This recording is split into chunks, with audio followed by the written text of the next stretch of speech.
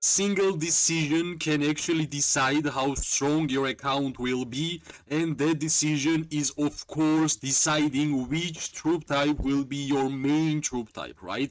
In this video I will explain how important it is to have the identity of maining one troop type, and when you can actually pivot to building something else, or what kind of strategy you can use in order for you to have a successful and strong account, right?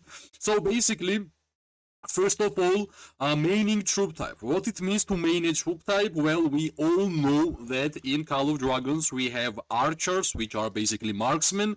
We have cavalry. We have mages, and we have also infantry, right? These are the four main troops in the game, right? Of course, there is a flying unit also, but for Wilderberg it's archer, for League of Order it's mages, and for the Spring Wardens it's cavalry, right? So basically, maining troop type means that deciding which playstyle suits your gameplay, where you are having most fun. Either it will be marksman, mages, infantry, or cavalry, it's your decision. And whenever you're gonna make that decision, of course, faster it will be better. You are going to put all the resources which is in the game towards your preferred main troop type, right? For example, for archers, as I'm an archer main, I have put most of my resources, even like with the troops and the amount of troops I have for the archers, even towards the artifacts. Most of the time I'm trying to get the archer artifacts, and of course in terms of heroes also, right? Deciding which is your main troop type faster will also help you to have the better heroes in terms of levels and even awakening, right? And for example, my account is a perfect example in terms of that, right? So that's what it calls basically to say what's your main troop type, right? And the video is regarding that. So as we already know what it means to be a maining troop type, now I will tell you the benefits of deciding your troop type faster, right? So it basically starts with the heroes at first. So I will say, look at my account, right? If I was the if I have put my legendary tokens on a many different heroes, like for example on, like, if I put my tokens on Urag, then I went and put tokens on Goresh, for example, then I decided that I like Thalia, and I went and I put levels on Thalia. Unfortunately, even with the 3 years of gameplay, you won't gonna have a good amount of heroes having high levels of skills, right? 5 level is maximum on the skill, but if you are wasting, this is what I call wasting, right? Throwing away legendary tokens on a different class type of heroes, unfortunately, you won't gonna have even one troop type which is strong enough to get 100k merits, right? And yeah, as you saw right now, all the heroes for infantry, for cavalry, for mages, and when we're gonna go for archers, you can see basically all of them are 6-star, Awakened Kinara, 555 Margaret, 5325 Falgrim. Right now I'm building Ruby. Awaken Zaida, Awaken Nico, Awaken Frygar, right? Basically, this is the reason why I'm saying this is one of the biggest advantages of deciding your main troop type faster, and basically you are focusing your forces, you are focusing your resources, your legendary tokens, legendary medals, gems, forged keys, basically everything towards that main troop type. And like for example, this is regarding archer main, right? If you decide that you want to go for cavalry, it will look same just like mine, right? You won't gonna invest legendary tokens on infantry, mages, or marksmen. You will go for cavalry. Same goes for infantry. You are just going to build around infantry heroes, and by playing the game for a basically long time, six months, 1 year is not a short amount of time, you are slowly awakening the most important heroes for your main troop type, right? So basically that's the main idea of Call of Dragons, in my opinion, especially if you are free-to-play player, because for a free-to-play players, legendary tokens and legendary medals is not the easiest item to actually get, even from events or generally from any activity, right?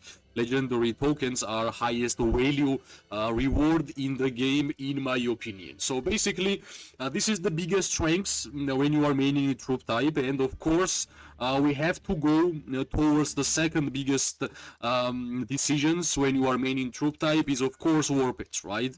War pets and getting your main war pet to 3-star. Basically, what we can say, why it is so important to decide what's your main troop type. This is one of the biggest reasons, right? Main talent skill, there is not such a other way of increasing stars for your main talent tree. Talent skill, for example, for Barbed Manticore, it's puncture. There is only way to basically capture and get the skill and add the experience, right? In my opinion, the 4,000 experience to get, it requires you to play 6 or 8 months. And well, even if you are pay-to-play player, even you are a free-to-play player, doesn't really matter. It affects every single type of player. And if you are sometimes catching Snowbeak Rock, sometimes catching Shadow Fey Drake, sometimes catching Shadow Manticore, basically you are catching a different pets every single day. How you are going to get 4k experience when basically there will be a lot of days when per day you will increase just 10 experience, right? So it requires a lot of time, and if you are not choosing the correct war pets for your troop type, for your main troop type, it will be chaos, right? You will have like 1-star puncture, you will have 2-star ravage, you will have 0-star exuberance, and basically it goes like this, right? It's kind of same as heroes, what we just spoke, but it's even harder and even stronger opinion for war pets, right? Because if you already know that you are maining mages, you are investing your time especially towards mage war pets. If you are maining infantry, you are investing your time and your resources even into the war pet section towards that direct troop type. So here again, right, second most important thing in game, which is war pets, is basically connected to maining a troop type, right? Especially if you are a free-to-play player. Basically, a war pet section is such a way that there is not a big difference between free-to-play players and pay-to-play players when we are talking about main talent skill, which is the most important skill. So this is the thing for the war pets. Decide which is your main troop type and build war pets directly connected to those heroes which you built, right?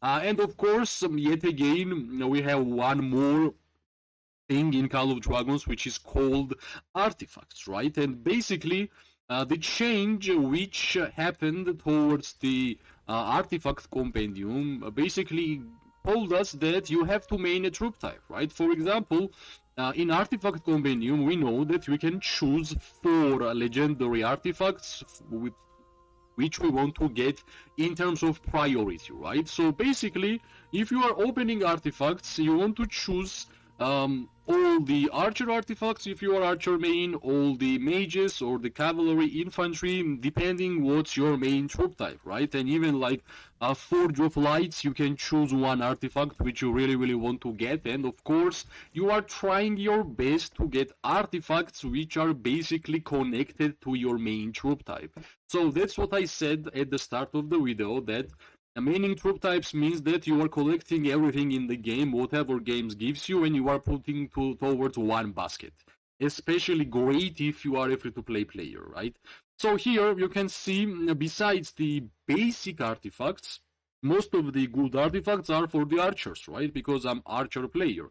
We got even Roaring Rager, we have Rattle Spear, we have Iron Tusk, Gilded Crossbow, Heart of Kamasi, Shadow Blades, and a lot of other artifacts which we got by just playing the game, opening Universal Artifact Compendiums at the end of the KVKs. That's basically the best way of getting artifacts from my own experience, right? Of course, I played a couple of Forge of Lights. In my 1000 days of gameplay, I think I have done 500 Forge of Lights draws. So basically, I have to focus on in terms of that, right? So artifacts are one of the most random thing in the game, and unfortunately, maining troop type. It's connected to artifacts, but not as much as heroes and warpits, right? Because we can see, like, we can click on heroes which we are upgrading, we can click on artifacts, but we can click on warpits, but when you are getting artifacts, it's basically random, right? You're gonna see that you can acquire 10 artifacts and you can only want one, and this is a big random. That's why even here, even still in artifacts, deciding what's your main troop type is always important, because, like, for example, I don't play Cavalry and I'm not even upgrading the levels on the Cavalry artifacts, because I got, like, I don't care, right? I might use these books on something else, and it will be more valuable for my Archer account rather than anything else, right? So that's also a key. So yeah, that's basically like most important aspects for the game, right? We have heroes, we have warpits, and we have artifacts, right? And of course, when I spoke regarding the troops, we have to speak what they are actually good at, right? For example, at first, let's say mages. Mages are great because of the having highest range, but their defensive stats are horrible. Infantry is the tankiest troop type in the game. You are a little bit faster, but main idea is that you are tanky. Cavalry is the playstyle of hit and run. They are having highest mobility, march speed. They have average damage and average defensive stats. But the most important is, of course, the march speed, which they have highest. The archers have a medium range, not the same range as mages, but they have highest physical attack in the games. So basically, these are the four main components which troop types in Call of Dragons are basically decided, right? Of course, if you can see the unit advantage system, it says that well, cavalry is countering archers, archers are countering mages, and mages are countering infantry, right? Why is that? Because archers are slow and medium range. Cavalry is fastest, they can catch them.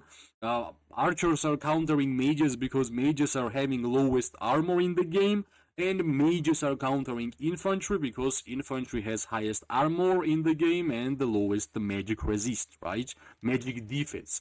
So basically, these are the ideas behind the troop types, and of course, it's not always about only heroes.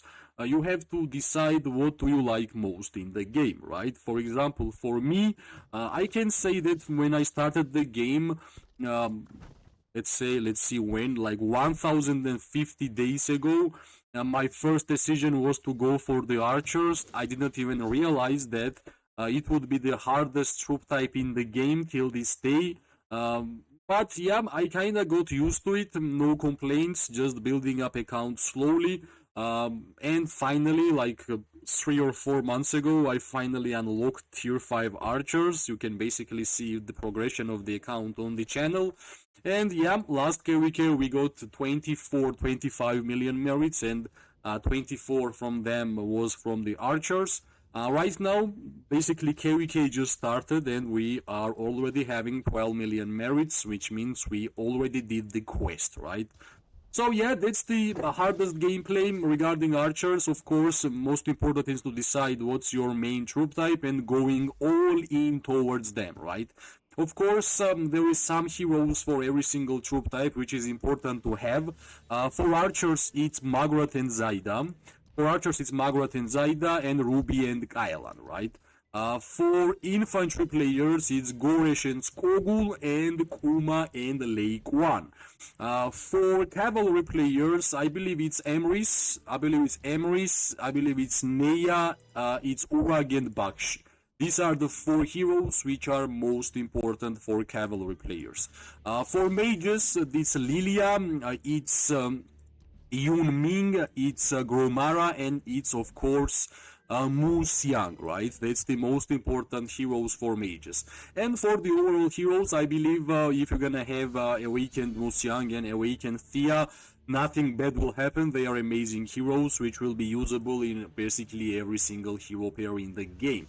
So yeah, I wanted to share the important heroes for these hero pairs if you are right now deciding your main troop type, and hopefully after watching this video it will be easier for you to progress your account, because trust me, it's really important, especially if you are a free-to-play player, to decide and move forward with your main troop type. And yep, as always, if you like the video, press like, subscribe, share. It gives me more and more motivation when you do that, right? I wish everybody an amazing day, morning, and night. We are going to see each other really soon. Bye bye and good luck.